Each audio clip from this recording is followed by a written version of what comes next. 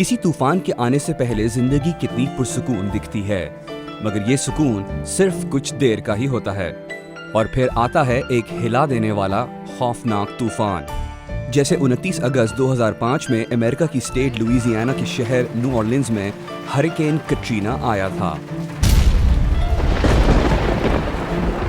31 اگست 2005 تک new Orleans 80% ڈوب چکا تھا، کیونکہ اس وقت تک U S army corps of engineers کے بنائے گئے پشتے ٹوٹ چکے تھے اور پانی سارے شہر میں پھیل گیا۔ اس طوفان کو گزرے ہوئے اب 2 سال ہو چکے ہیں، مگر اب بھی اس سانحے کے شکار لوگ مدد کے منتظر بیٹھے ہیں، باوجود اس کے کہ حکومت نے کافی لوگوں تک امداد پہنچانے کی کوشش بھی کی ہے۔ Desperate mothers crying out on national TV for food and water. A breakdown of law and order. And a government at all levels that fell short of its responsibilities. I take full responsibility for the federal government's response. مگر ناقدین کا کہنا ہے کہ یہ لاکھوں dollars کی امداد حکومتی ریڈ ٹیپ میں کہیں پھنس گئی ہے۔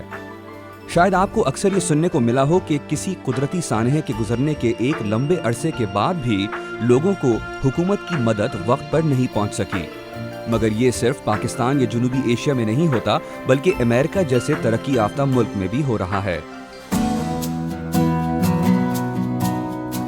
ایک اندازے کے مطابق $110 بلین کی پہلے سے طے شدہ مالی امداد میں سے اب تک صرف $44 بلین کے قریب خرچ ہوئے ہیں۔ Just sending $110 billion and then having it stuck in federal bureaucracies that don't work has been maddening for the people that are so desperate for the help down here in New Orleans. اس کے علاوہ F B آئی یا federal bureau of investigations نے ایک task force بھی قائم کی ہے۔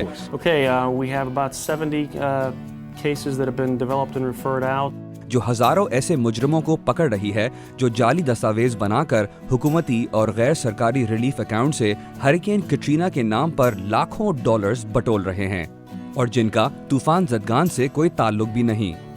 Anyone who's doing that and are not hurricane victims will be prosecuted by the FBI. امداد اور رقم کی نقل و حرکت کے حوالے سے بھی بہت سے حکومتی اہلکار اور اداروں پر غبن کے الزام لگائے جا رہے ہیں اور یہ سب زیر تفتیش ہیں۔ Every now and again you encounter a case that sort of shocks you in terms of the moral vacuum that exists among those that are perpetrating these crimes. مگر ان سب باتوں کا منفی اثر ان معصوم لوگوں پر پڑ رہا ہے جنہوں نے ہریکین کٹرینا میں اپنا سب کچھ کھو دیا۔ It's horrendous to think about it, you know, with no housing, only promises not met so far. I wish I didn't have to do this. I wish we had the money and the reserves and we had the financial backing to do this. This is horrible. I wish President Bush and Rice and all them come on down here. I think that's just a shame, and it's very revealing about the value that the federal government places on the restoration of the city. Federal bureau of investigations اور federal emergency management agency فیما کا کہنا ہے کہ ایسے مجرم جو امدادی رقوم کا غلط استعمال کر رہے ہیں، ان مجرموں کے خلاف سخت کارروائی کی جا رہی ہے۔ یو ایس اٹارنی آفس ان پر کڑی نظر رکھ رہے ہیں تاکہ سرکاری اور غیر سرکاری مالی امداد صرف ان طوفان زدگان تک پہنچ سکے جن کو اس کی اشد ضرورت ہے۔ Imran Siddiqui, voice of America, Washington.